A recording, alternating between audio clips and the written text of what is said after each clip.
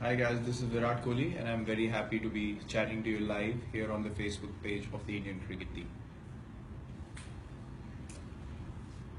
Um, my first question is from Pradakshina Goswami. Legends of the game always praise your talent. What is that one factor that has helped you enhance your skills?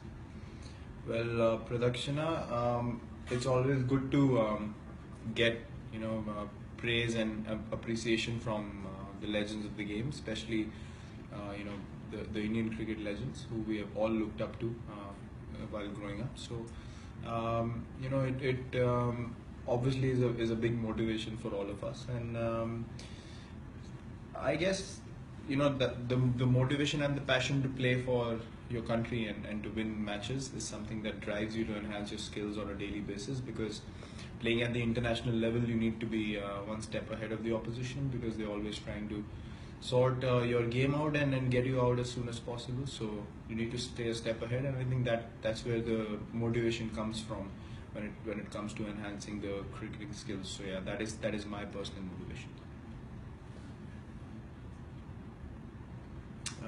Shalini Saxena, how do you balance cricket and commitments off the field? Well, Shalini, it's not that easy, especially with the hectic schedules that we have throughout the year, and plus, some of the commercial commitments that I have off the field as well. I'm involved in quite a few things that have been going on for a while, and otherwise I like to keep it very simple.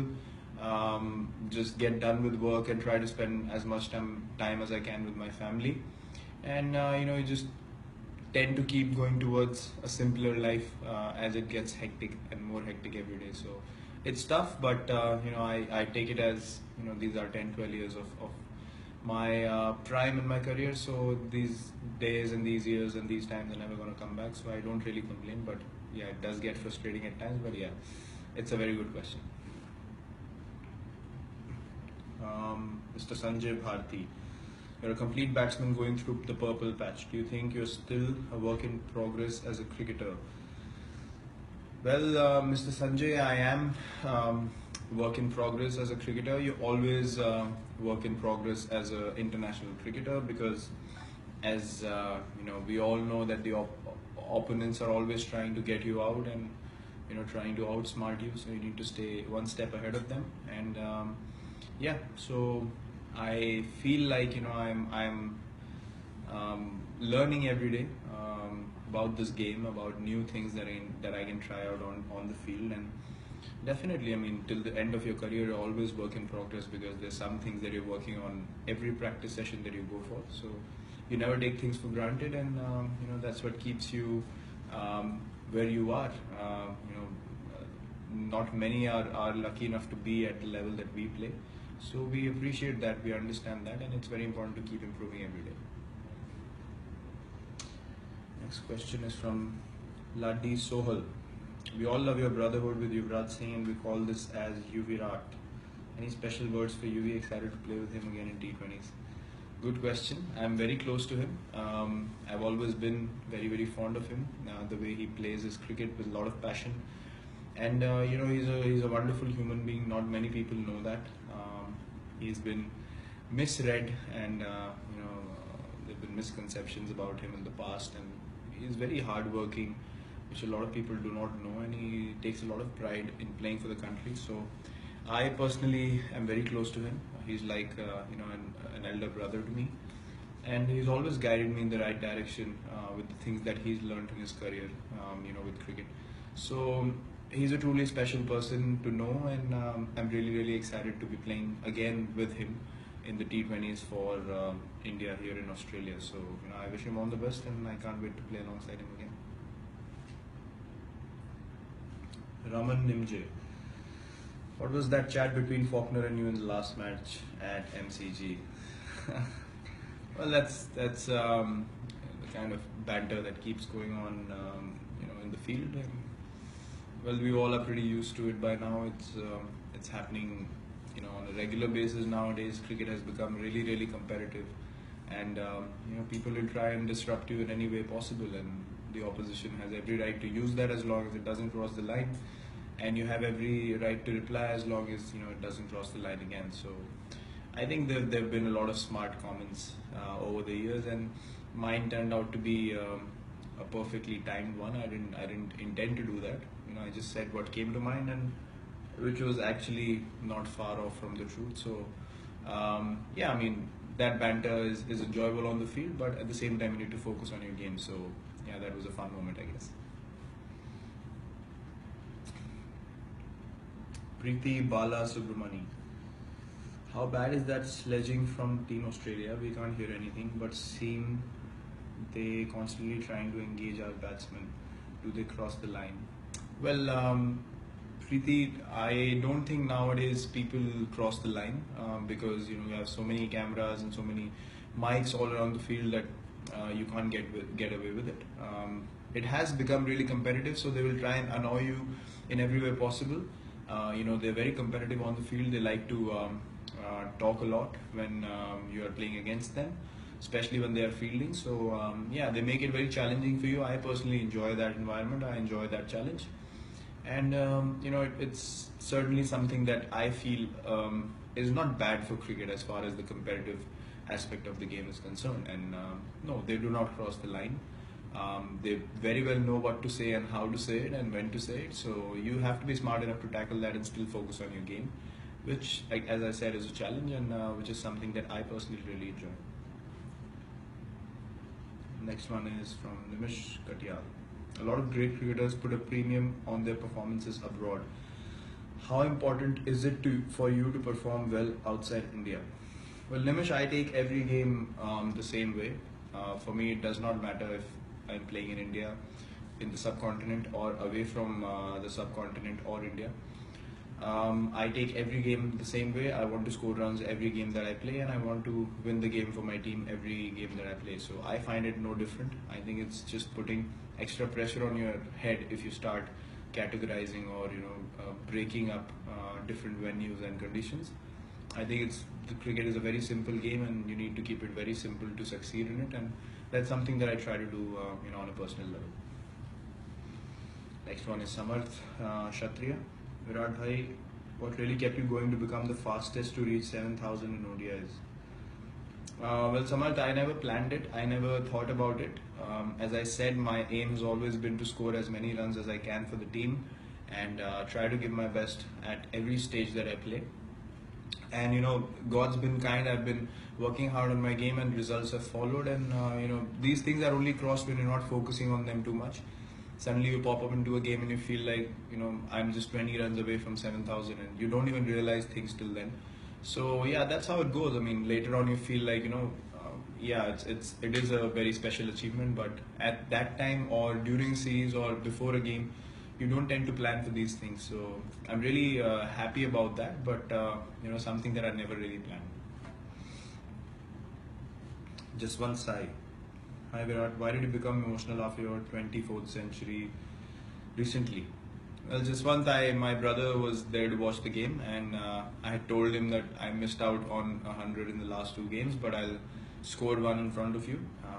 And I promised him that. So he especially came to see me just for a day, and I was emotional for the fact that I made his day worthwhile, and his visit a very fruitful one. So yeah, on that note, I was very emotional because I knew that what he might be feeling, watching me play right now. So yeah, that was a very special moment for me. Azimuddin Mola, who is your favorite Bollywood actor?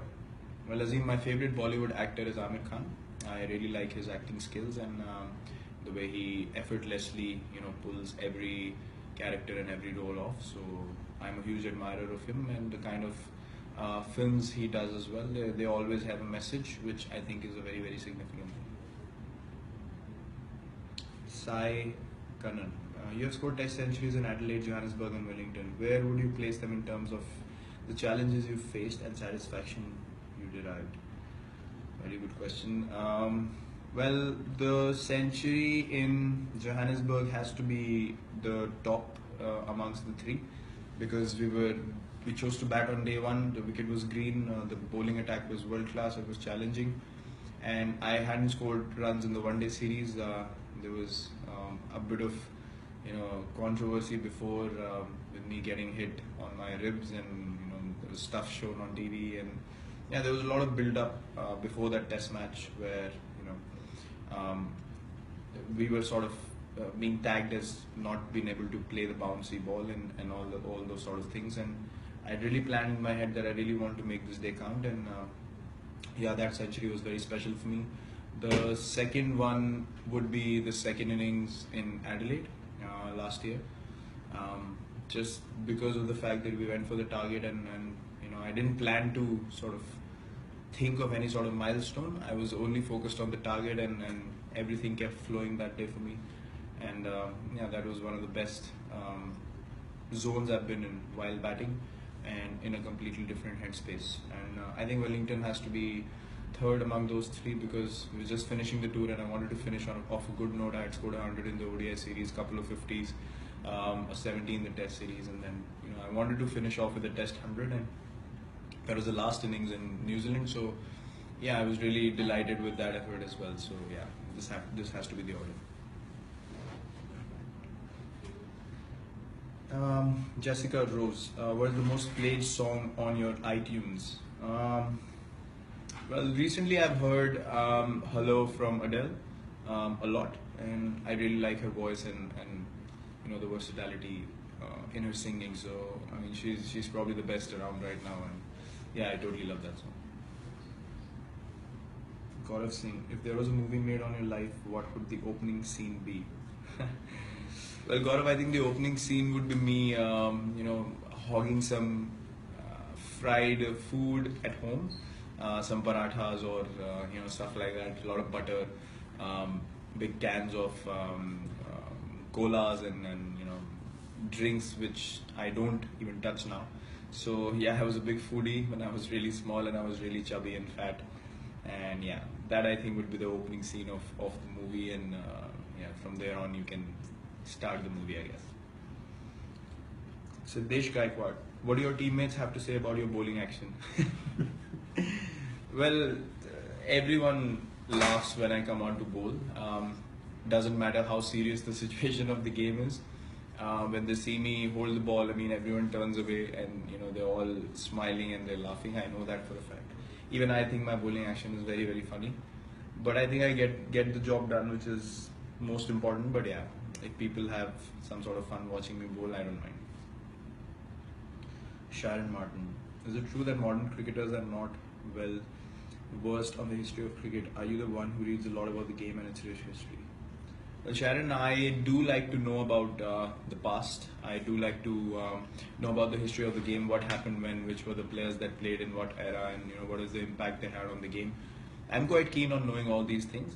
It's very important to know how the game started, where it transformed from, and where we are today, and how we are able to make a difference in this particular sport, because we have to carry it forward, from the previous generation. So these things are very important to know, and I'm very keen on understanding and realizing the efforts of the past players who have given us the platform to actually grow the sport on a daily basis. So yeah, I'm someone who's pretty keen on knowing all that stuff.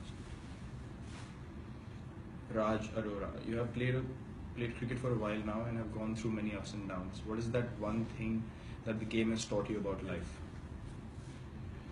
Well, Raj, the one thing that game has taught me about life is never stop working hard, never take anything for granted, never drift away from your goals, your values, your vision.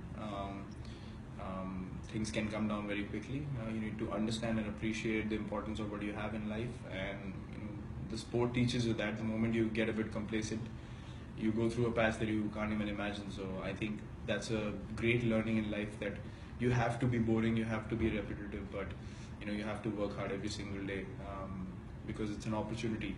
As I said, not many get to be where we are, and it's an opportunity for us to live every day with absolute enjoyment, and enjoy what we are doing. So I totally love it, and that's my mantra. I want to work as hard as I can every day.